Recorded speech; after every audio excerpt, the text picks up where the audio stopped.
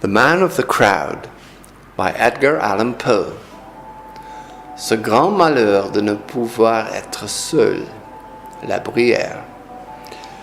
It was well said of a certain German book that es lässt sich nicht lesen, it does not permit itself to be read. There are some secrets that do not permit themselves to be told.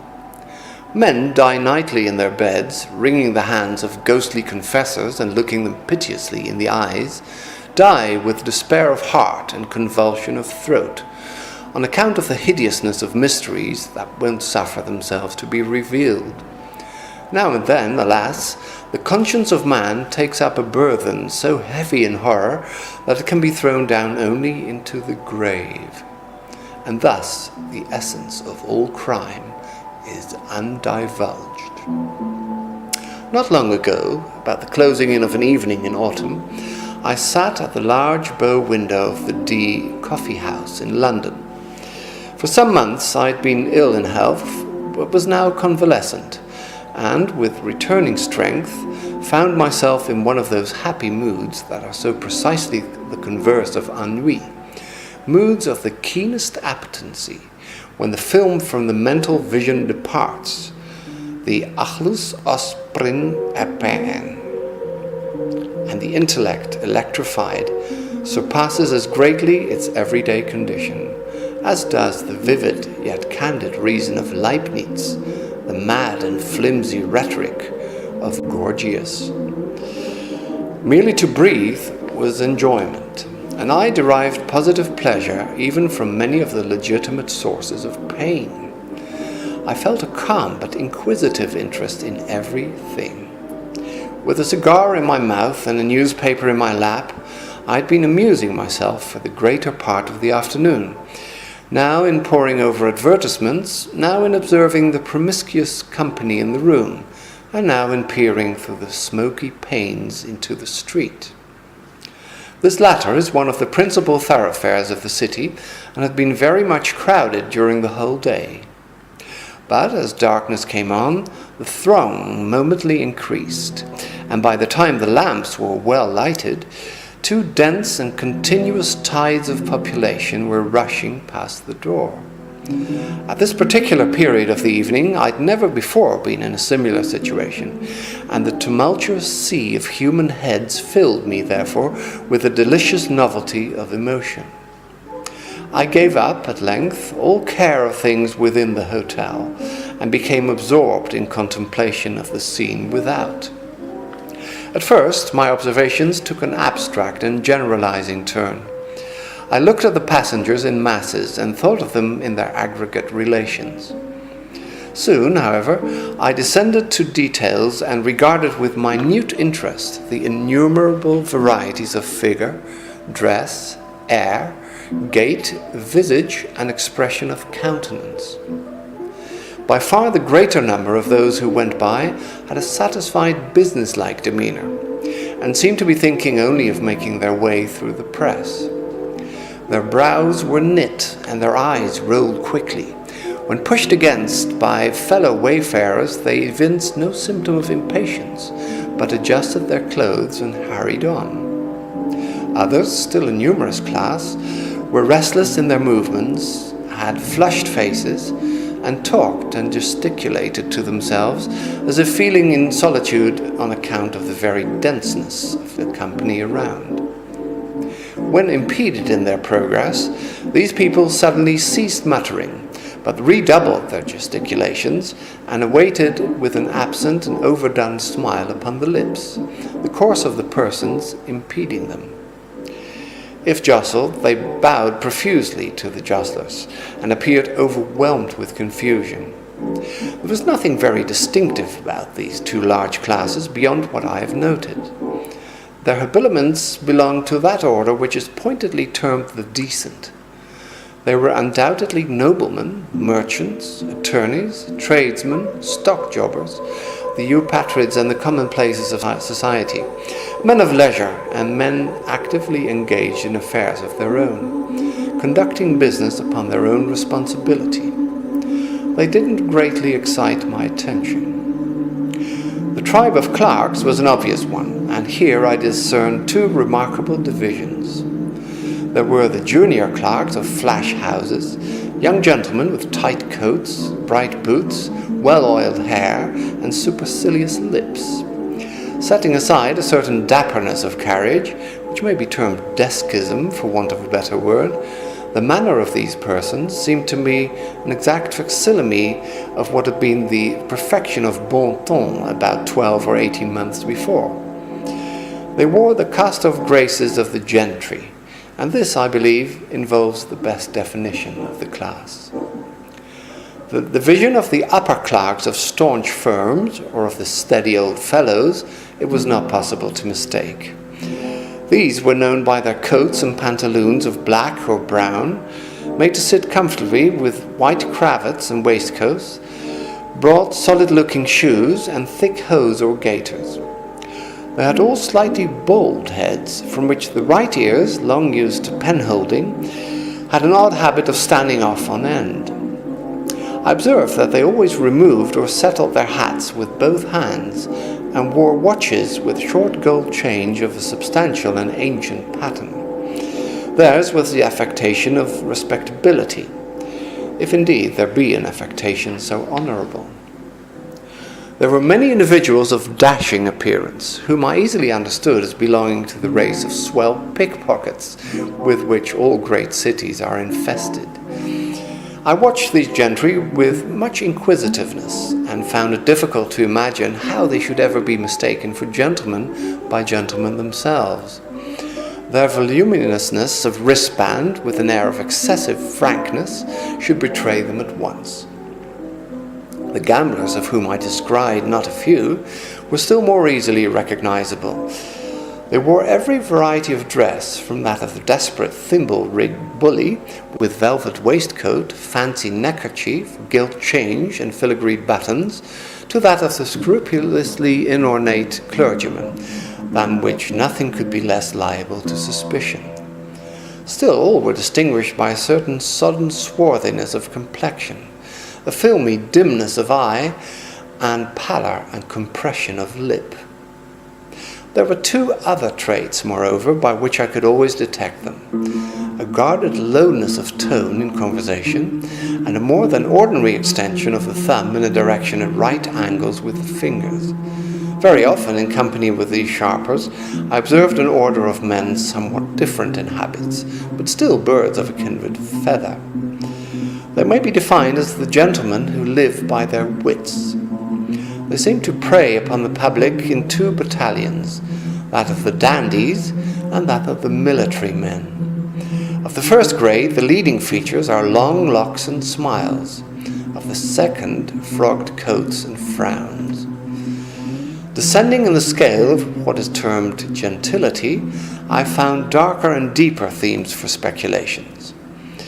I saw Jew peddlers with hawk eyes flashing from countenances whose every other feature wore only an expression of abject humility, sturdy professional street beggars scowling upon mendicants of a better stamp, whom despair alone had driven forth into the night for charity, feeble and ghastly invalids, upon whom death had placed a sure hand, and who sidled and tottered through the mob, looking every one beseechingly in the face, as if in search of some chance consolation, some lost hope.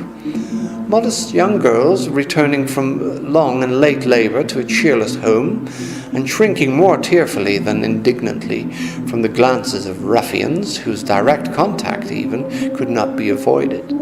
Women of the town, of all kinds and all ages, the unequivocal beauty in the prime of her womanhood, putting one in mind of the statue in Lucian, with the surface of Parian marble and the interior filled with filth, the loathsome and utterly lost leper in rags, the wrinkled, bejewelled, and paint-begrimed belle dame making a last effort at youth, the mere child of immature form, yet from long association an adept in the dreadful coquetries of her trade, and burning with a rabid ambition to be rank the equal of her elders in vice. Drunkards innumerable and indescribable, some in shreds and patches, reeling, inarticulate, with bruised visage and lackluster eyes, some in whole, although filthy garments, with a slightly unsteady swagger, thick sensual lips, and hearty-looking rubicund faces. Others clothed in materials which had once been good, and which even now were scrupulously well brushed. Men who walked with a more than naturally firm and springy step, but whose countenances were fearfully pale, whose eyes hideously wild and red, and who clutched with quivering fingers as they strode through the crowd at every object which came within their reach.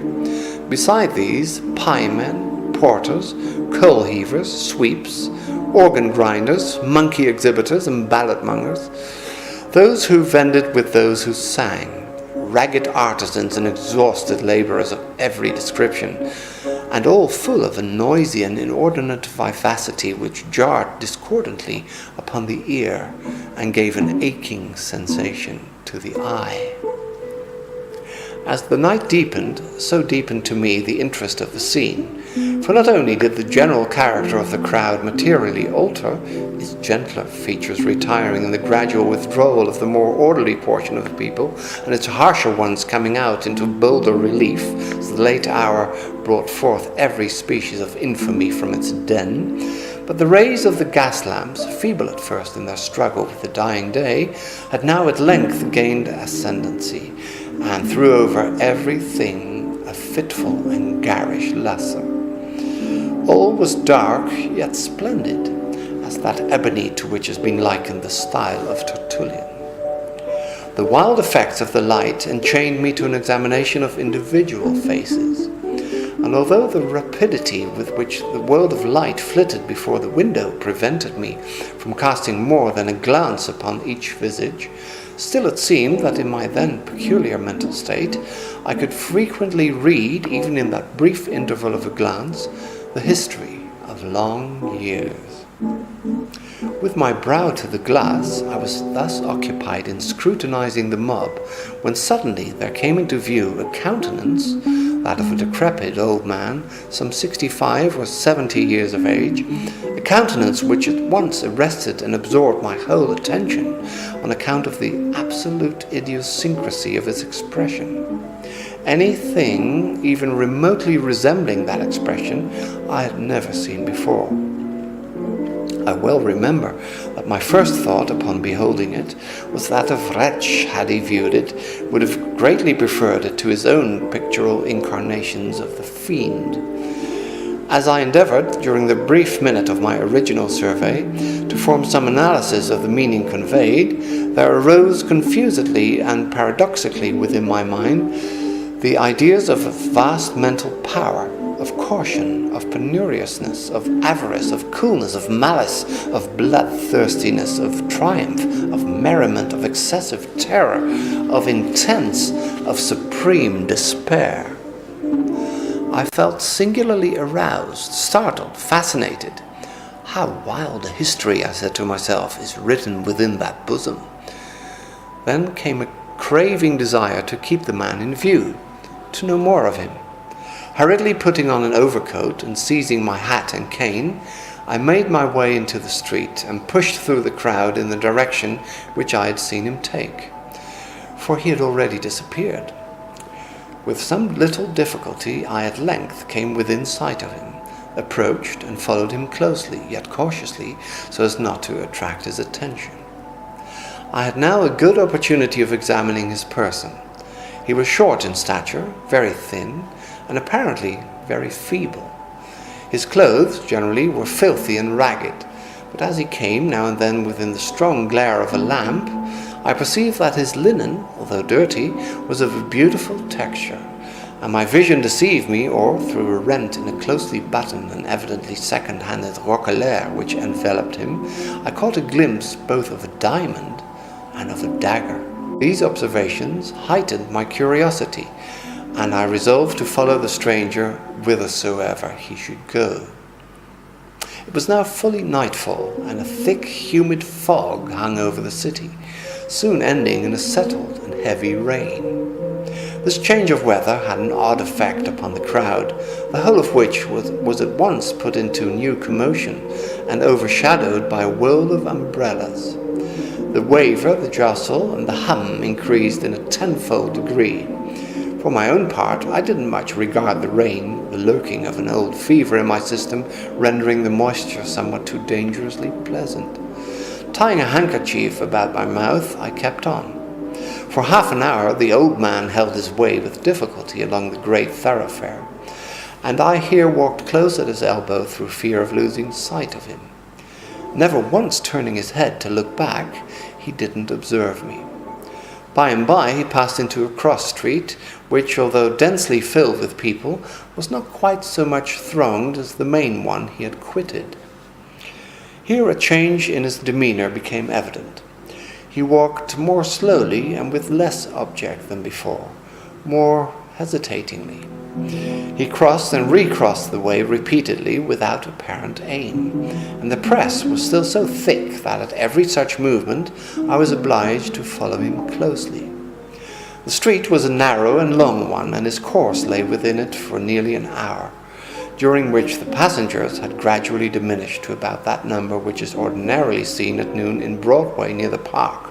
So vast a difference is there between the London populace and that of the most frequented American city. A second turn brought us into a square, brilliantly lighted and overflowing with life. The old manner of the stranger reappeared. His chin fell upon his breast, while his eyes rolled wildly under his knit brows in every direction upon those who hemmed him in. He urged his way steadily and perseveringly. I was surprised, however, to find, upon his having made the circuit of the square, that he turned and retraced his steps. Still more was I astonished to see him repeat the same walk several times, once nearly detecting me as he came round with a sudden movement. In this exercise he spent another hour, at the end of which we met with far less interruption from passengers than at first. The rain fell fast, and the air grew cool, and the people were retiring to their homes. With a gesture of impatience, the wanderer passed into a by-street comparatively deserted. Down this, some quarter of a mile long, he rushed with an activity I couldn't have dreamed of seeing in one so aged, and which put me to much trouble in pursuit. A few minutes brought us to a large and busy bazaar, with the localities of which the stranger appeared well acquainted, and where his original demeanour again became apparent, as he forced his way to and fro without aim among the hosts of buyers and sellers. During the hour and a half or thereabouts which we passed in this place, it required much caution on my part to keep him within reach without attracting his observation. Luckily, I wore a pair of caoutchouc overshoes and could move about in perfect silence. At no moment did he see that I watched him. He entered shop after shop, priced nothing, spoke no word, and looked at all objects with a wild and vacant stare. I was now utterly amazed at his behaviour, and firmly resolved that we shouldn't part until I had satisfied myself in some measure respecting him. A loud-toned clock struck 11, and the company were fast deserting the bazaar. The shopkeeper, in putting up a shutter, jostled the old man, and at the instant I saw a strong shudder come over his frame. He hurried into the street, looked anxiously round him for an instant, and then ran with incredible swiftness through many crooked and peopleless lanes until we emerged once more upon the great thoroughfare whence we had started, the street of the D Hotel.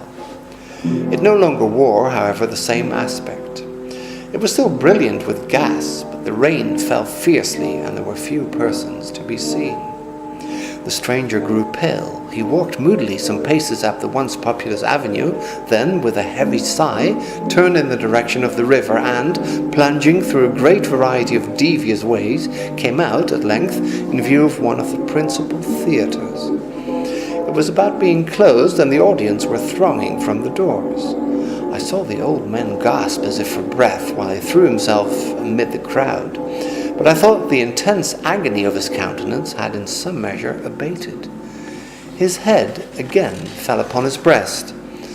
He appeared as I had seen him at first. I observed that he now took the course in which had gone the greater number of the audience, but upon the whole I was at a loss to comprehend the waywardness of his actions.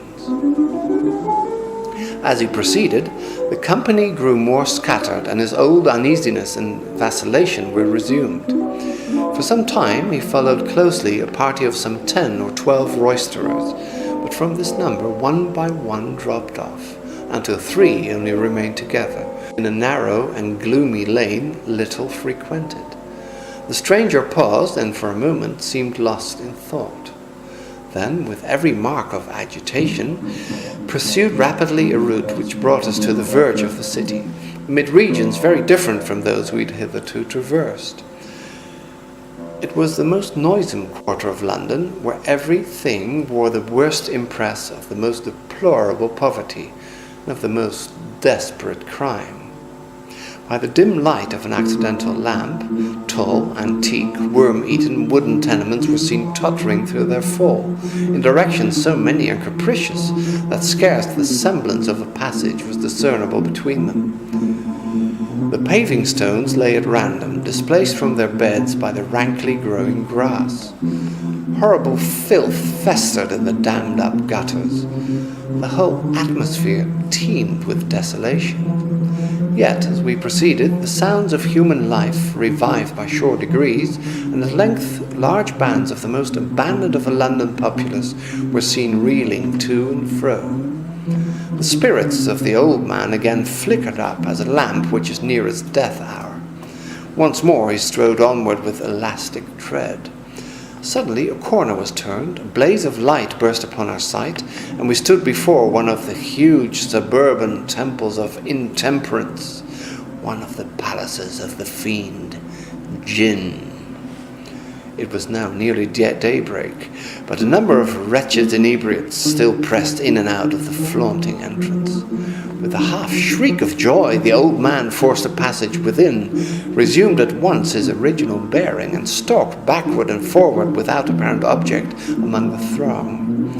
He had not been thus long occupied, however, before a rush to the doors gave token that the host was closing them for the night.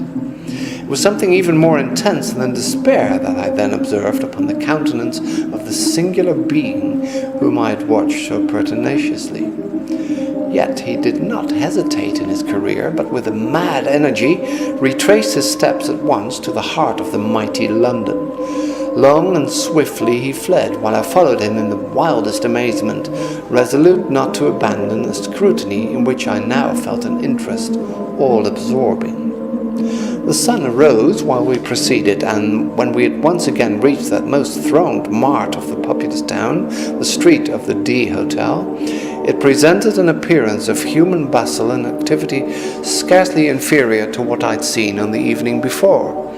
And here, long amid the momently increasing confusion, did I persist in my pursuit of the stranger. But, as usual, he walked to and fro, and during the day did not pass from out of the turmoil of that street. And as the shades of the second evening came on, I grew wearied unto death, and, stopping fully in front of the wanderer, gazed at him steadfastly in the face. He noticed me not, but resumed his solemn walk, while I, ceasing to follow, remained absorbed in contemplation. "This old man," I said at length, "is the type and the genius of deep crime. He refuses to be alone. He is the man of the crowd. It'll be in vain to follow, for I shall learn no more of him, nor of his deeds. The worst heart of the world is a grosser book than the Hortulus Animae, and perhaps it's but one of the great mercies of God that es lässt sich nicht lesen."